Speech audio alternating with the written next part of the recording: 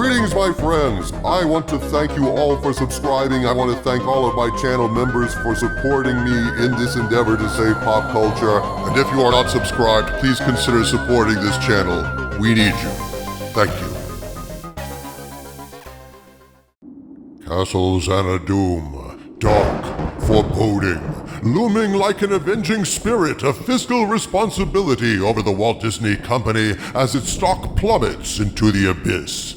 Apparently, just as my fortress dominates this savage land at the center of the earth, so too does harsh reality now glower down on Disney as the woke chickens come home to roost in what was once the happiest place on earth. Disney has abused fans, abused its own franchises, abused the American mainstream, abused parents, and abused Walt Disney's legacy by running his company into the ground. The stock hit a staggering new low this past week of $80.58, dropping even lower than its previous floor of $83.83 in 2014. And Mickey is wondering how it all went so wrong. Maybe Mickey should try to watch ESPN on Spectrum Cable, and then when he finds he can't because ESPN has gone black thanks to Disney, Mickey should go watch some Disney Plus programs, and then he'll understand that it's not simply politics and wokeness that has crippled Disney and sent its stock down the toilet. It's also the fact that Disney shows suck. Greetings, my friends. I am Dictor Van Doomcock, the future ruler of Earth, and I am here today to kick back and enjoy the hilarious ongoing self-destruction of the Walt Disney Corporation as things continue to spiral out of control behind the magic curtain. Sometimes even I, a man who has documented the insanity and decline of the Walt Disney Corporation for years, even I am still surprised by the sheer stupidity, the self-destructive madness of Disney, and this is one of those times. Consider the circumstances. Just before the Labor Day weekend, when the big college football season is ready to kick off, in the middle of the US Open, the biggest tennis tournament of the year, Disney decides, hey, we've done a fantastic job driving away our most loyal customers, making our biggest fans abandon Disney parks and programming due to all the gay stuff we slip into kids' programming. Mission accomplished there. But we can do better. We haven't pissed the normies off enough. How can we make millions of normies hate Disney as much as our once loyal fans do now? I know. Let's shut down football games and the US Open over the long Labor Day holiday weekend. That'll really turn the normies against us as they settle down happily with a bucket of beer and some pizza to watch LSU play Florida State, only to find this on the screen instead of the game they've been looking forward to all week. The Walt Disney Company, the owner of this channel, has removed their programming from Spectrum, which creates hardship for our customers. We apologize for the inconvenience and are continuing to negotiate in good faith in order to reach a fair agreement. We offer Disney a fair deal, yet they are demanding an excessive increase. They also want to limit our ability to provide greater customer choice in programming packages, forcing you to take and pay for channels you may not want. Yeah, as if bearded dudes in drag in Disney parks wasn't bad enough, Disney decides to take something away from hardworking Americans who just want to relax and watch some football over the Labor Day weekend. That Mickey's got some stones on him to inspire that level of sheer hatred. If this is some kind of brilliant plan by Bob Iger to boost the Disney stock price, I've got a Weather on the Ones update for him. It ain't gonna work. Quite the opposite, in fact. The more hatred and loathing Disney inspires among the public, the less attractive the stock will be to investors. Disney is an entertainment company devoid of entertainment and of fans. I agree, O Skull of Calderon. And many articles in the mainstream media agree this is a terrible move for the Walt Disney Corporation, and they're going to pay for it in more ways than we can accurately estimate now. This is a PR disaster for Disney of epic proportions, folks, and it just gets worse every single day it drags on. There's a bunch of the normie public who aren't aware of Disney's woke agenda and not at all secret gay agenda, their propagandization of children's programming and indoctrination of kids into the LGBTQ plus community. But boy, they sure do know that Disney ruined their fucking Labor Day weekend if they're sports fans. Disney, how art thou well and truly screwed? Let us count the many, many ways. Let's start with public opinion, the angry normies upon whose radar screens Disney has suddenly and prominently appeared. This Berkshire Eagle headline says it all. "I'm madder than a wet hen," says one Berkshire customer at the loss of Disney's ESPN from her Spectrum cable service. The article reads, quote, "Spectrum customers in the Berkshires are joining the ranks of viewers angry that the Walt Disney Company has removed its programming from the cable company during negotiations for a renewed carriage agreement. I'm madder than a wet hen," says Mary Kay O'Brien, 90 of Lenox, who was watching the U.S. Open at 8 o'clock Thursday when Disney pulled its programming.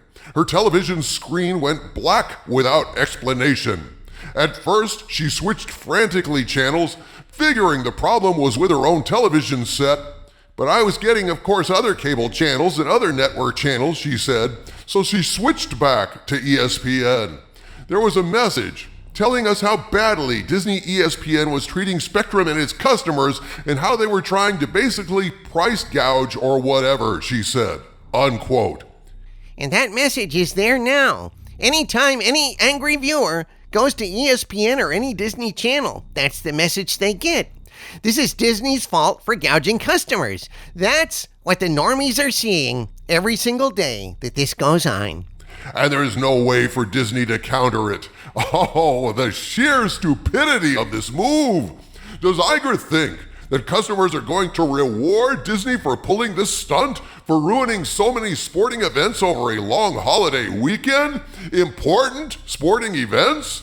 That people are going to be like, "Oh well, hey, I'll give Disney money for an ESPN app. Pay them money for taking away something I already had." If they're like me, they're more likely to say, "Fuck you, Disney, you price gouging fucks. My wallet is closed to you forever because without respect, we reject." I'm sure that in this hostile day and age, there will be at least a large number of normies who will adopt this philosophy, and at the end of the day, this is going to wind up costing Disney a lot of money. How much money, you ask? An article in the Daily Caller claims Disney losing more than $1.5 billion every year after Spectrum shuns ESPN, and elaborates on the crippling financial blow to Disney this moronic move actually is. Quote, "It just gets worse and worse for Disney. Disney and Spectrum failed to get a deal done early September to keep Mickey Mouse-owned networks on the ladder.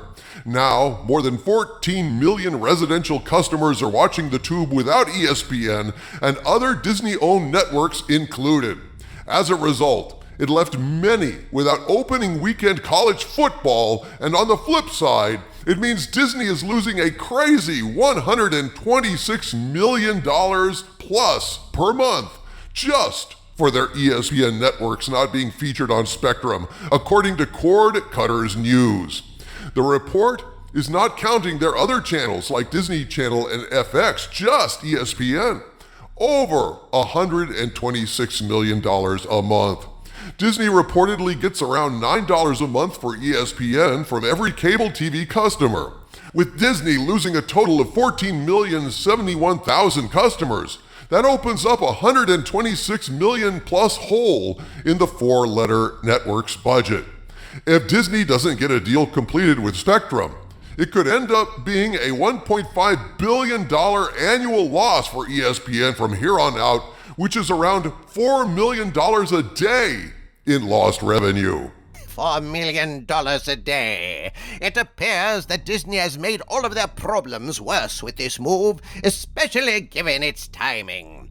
And yet there's even more bad news for the mouse. Disney is now also hated not just by fans and investors, but also fellow media companies whose stocks also took a dive due to Disney's jackass move over the Labor Day weekend.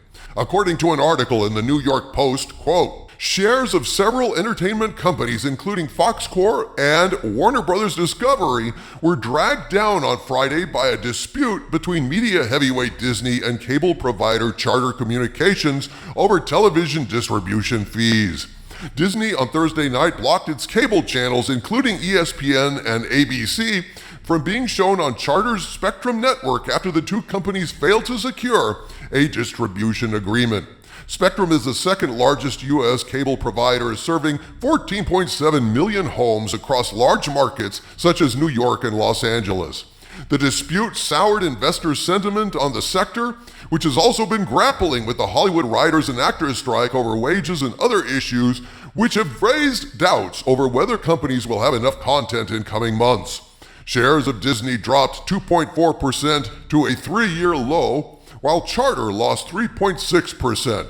Warner Brothers Discovery fell 12%, Fox shed 5.8%, Paramount Global dropped 9.5%, while Comcast, the largest U.S. cable provider, closed down 2.2%, unquote. So fans are pissed off at Disney for cheating them out of holiday sports. Investors are pissed off because Disney's going to lose a lot of money and alienate customers with this move. And other media companies are pissed at Disney for impacting their stocks. That's a lot of pissed people. Yes, Harvey Cthulhu, it's golden shower time for Disney, and Prince's purple rain has now turned to yellow for Bob Iger and the Disney board. Can it get worse for Disney? Yes, it can, my friends. Stay tuned to this channel and subscribe as we chart the Disney decline. From the center of the earth, this is Victor Van Doomcock bidding you all, my friends, stay angry.